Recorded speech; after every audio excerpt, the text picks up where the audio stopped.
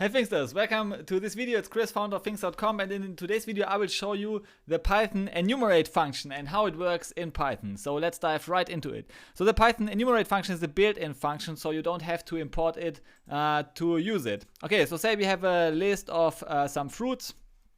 So we have an apple, banana, and cherry in our list, and the list is called fruits. So now, here's what coders would do that come from different background, like for example Java background or C++ background. So I started my coding career as a Java developer, so I know very well how Java developers think from the core. So and they think in terms of indices. So always they use a for loop. They do something like this: for I in range length of the fruits list. So say they want to iterate over all elements in the list, and then they, for example, print fruits I. Okay, so in Java you would do something like this. So you iterate over all indices of a list from start to end, and from to the maximum element in the list, which is indicated by this, which is obtained by the length function, which is also built in, and then they simply print this list. And for example, often you want to have a more structured approach, so maybe let's run this code function once.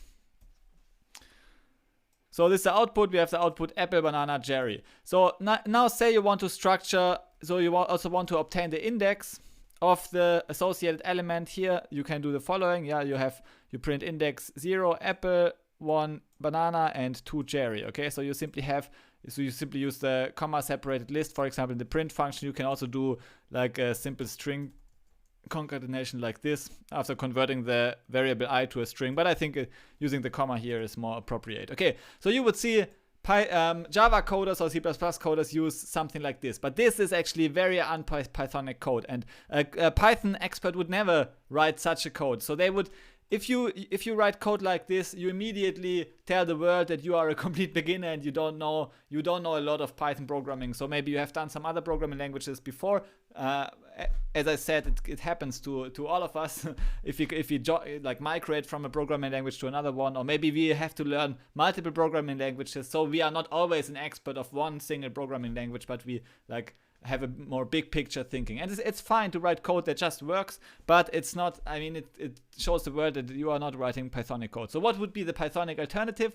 It is the enumerate function. So the enumerate function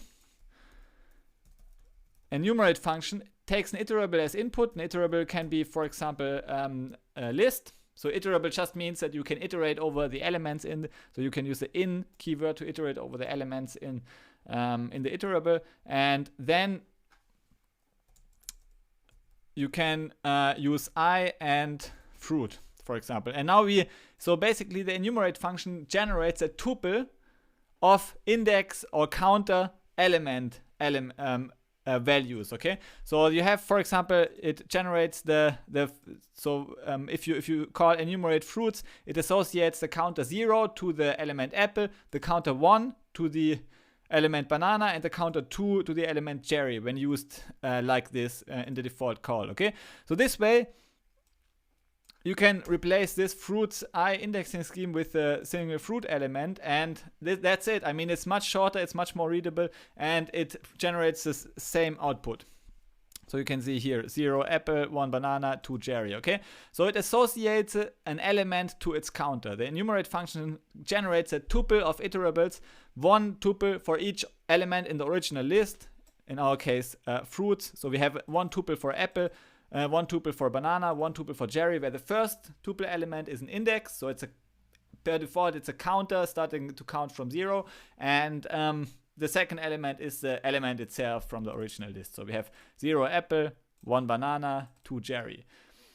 Good, so far so good. And so this is how the enumerate function works. You often use it instead of messing around with the indices and trying to use index schemes and trying to figure out the correct index of everything. You just use this enumerate function to obtain tuples, sequence of tuples, one tuple for each element in the original list.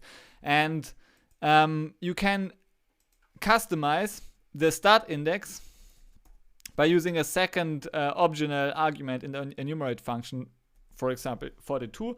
Now we would start to count with 42, and then each element will have one subsequently higher index. Okay, so here originally, so we start to count with 0, but now in this execution of the code where we defined the start index and set it to 42, we start counting with 42, then we increase it by 1 each time using it. Okay, so this is how the enumerate function works at its core. You can use those two arguments. The start argument so you don't need to use the start argument very often. So some people ask, what if you want to define a step size between the elements? So you want to have, for example, 0 for apple, so index 0 or counter 0 for apple, counter 3 for banana, and counter 6 for cherry. So we have like a step size of 3. So you can easily do this by multiplying the variable I with step, and then you set the variable step here, say to 3, and now you obtain the step size. So that you see, you can customize the output of the enumerate function very easily with these kind of tricks. So what if you want to have a list of tuples? So the enumerate function per default, let's see what it returns. So maybe just go into the code shell. If we check the type of enumerate, say a simple list of 3 elements.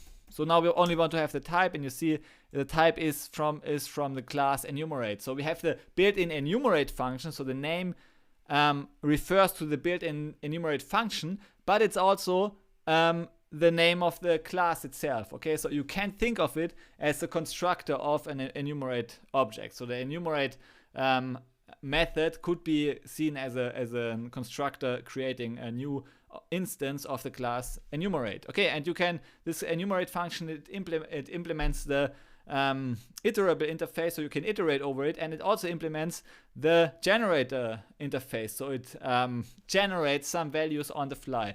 And so what does this mean? This means that that it implements the function next. So you can for example iterate, as you have seen here, you can iterate over the elements here in the fruits. But if the fruits list would have, say, 1 million elements, and you call enumerate fruits, then it would not generate all these 1 million elements in advance. So it would not generate like associated index 0 to apple, 1 to banana, 2 to cherry, and create all those tuple in the list, because now your memory consumption would increase a lot if Python would do this. And actually there's no need of doing it, because sometimes you may even create large, so use the enumerate list or enumerate function on large lists, but you don't need to then in practice go over all elements. Maybe you only go over all elements until you find a certain element or so. So there's no need on creating all of them in advance. It would explode your memory. It would be very inefficient. So what does it do? It uses a generator interface, and this means that it simply generates the values one by one. Okay.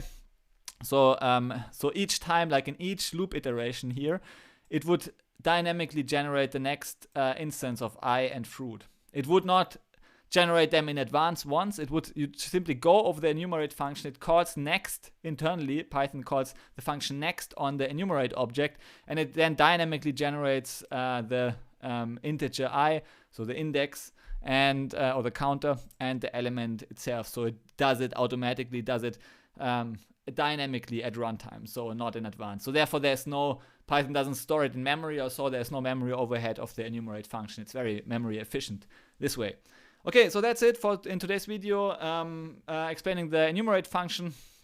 So this was like a more theory-based video. We also have a lot of practical videos and practical tutorials. For example, if you want to become a practically successful coder in Python, then check out our book, Leaving the Rat Race with Python.